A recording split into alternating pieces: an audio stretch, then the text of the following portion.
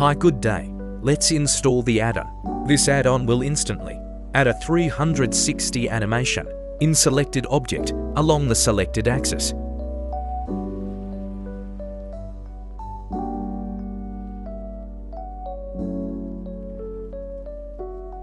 Now press on to access the right panel and find the Tap Quick 360.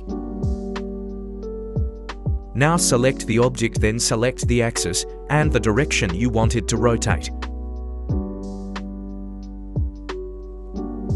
You can also change the direction and speed of the selected object.